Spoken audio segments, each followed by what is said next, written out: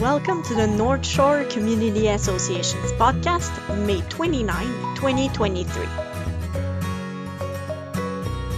We will be presenting an interview with Jody Lessard, Executive Director of the NSCA, who will be enlightening us on the rebranding of the NSCA logo, as well as providing us with feedback from the recent official launch of the Heritage Capsules project, which was held on April 21st. I understand that after 23 years of being in operation, the NSCA has recently undergone a rebranding of their logo. Ms. Lessard, would you like to expand on why this decision was made to change the current logo? Well, the decision was made is because, as you said, we've been in operation for 23 years, and it was really due time to refresh and rebrand since we've expanded in many different sectors and are doing such vast number of programming across the North Shore region. Can you tell us a little bit about how the new logo was created? The new logo, first of all, we worked with a marketing firm in Montreal, and the initial stage of it was a vast series of workshops, sessions that we had with some targeted staff employees and board directors. We formed a working committee, and one of the very first exercises we did is we wanted to know, how do we sound? So it was there and decided that the working committees felt that we sounded like we're modern, experienced, we're approachable, we're simple, and inspiring as an organization.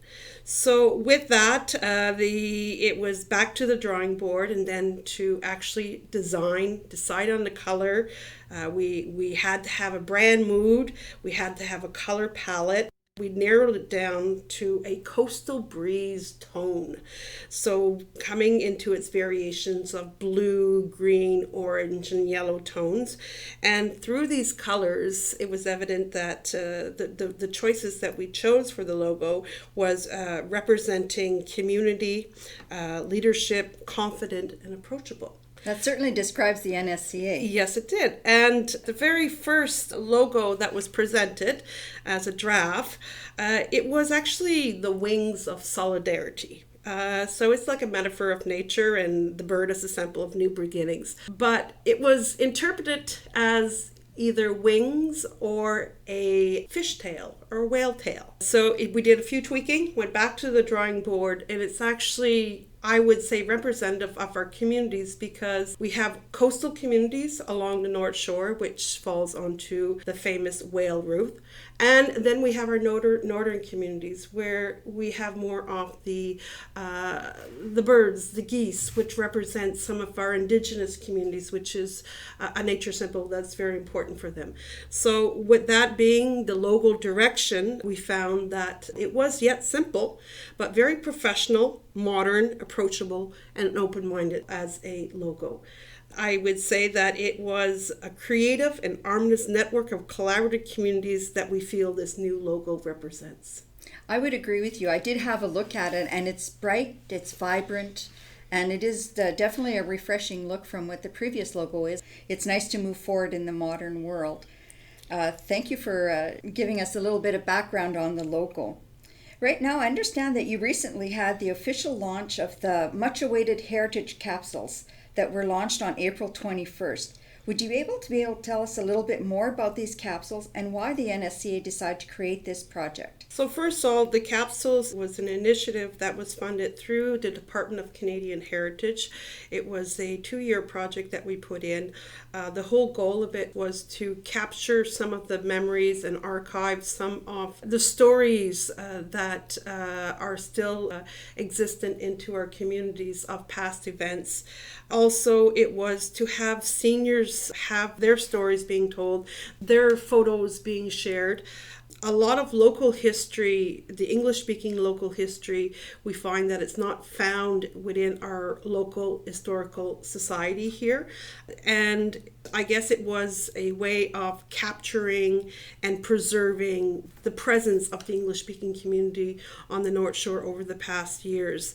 For the project, we engaged a project researcher that went out and did the interviews, collected the photos from the seniors, decided on different topics, different themes, how we wanted to go. There are 11 capsules in all. We have 4 capsules representing the community of Baie-Comeau, 3 from the community of Sept-Îles. And we also have 2 capsules for Port Cartier, but there's also a regional capsule that captures the essence of activities that went on in a few communities. We also contracted a professional editor and translator to edit the capsules. Also a sound editor who helped develop the capsules.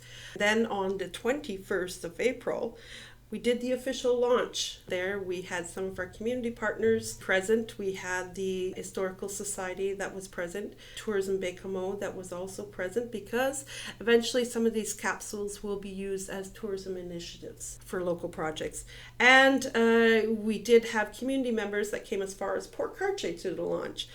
With this launch, they watched all of the capsules and it was very well received. It's going to be live, or it is live, because also when we were revamping our logo, we also updated and branded a new website. So the capsules can be found onto the website. You just look under projects and you just look at the tab that says Heritage Capsules, and they're all accessible there. Thank you, Jody. I really do invite the public to visit the NSCA Facebook page or our website and look at these capsules, because the photos really bring back memories and the stories that have been told. I think the people will be very surprised to hear some of the things that did go on.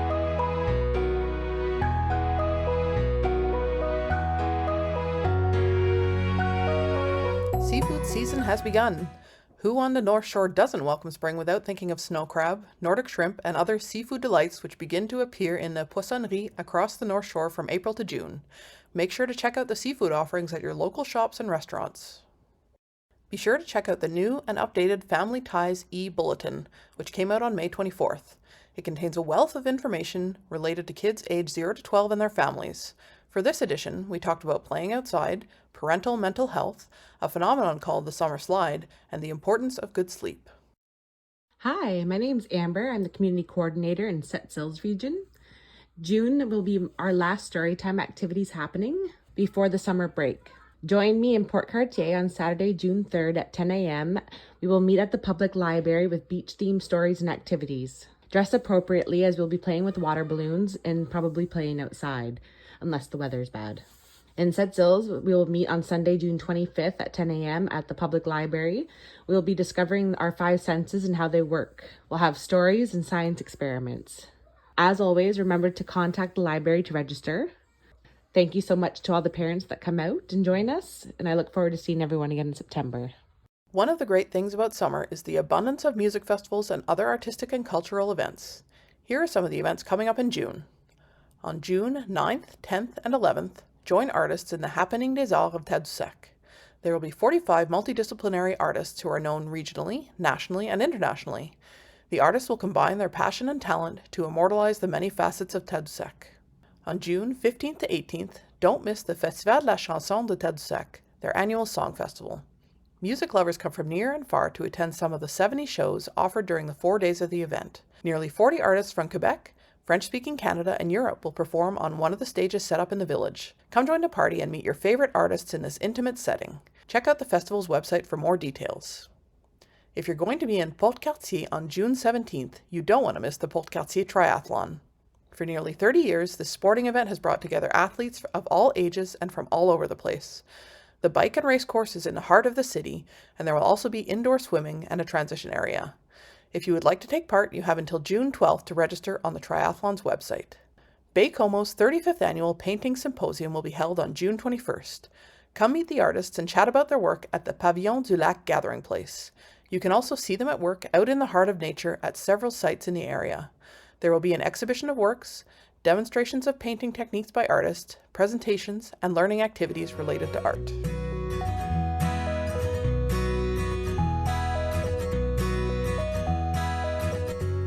would like to thank our sponsor for this podcast, the Secrétariat aux relations avec les Québécois d'expression anglaise.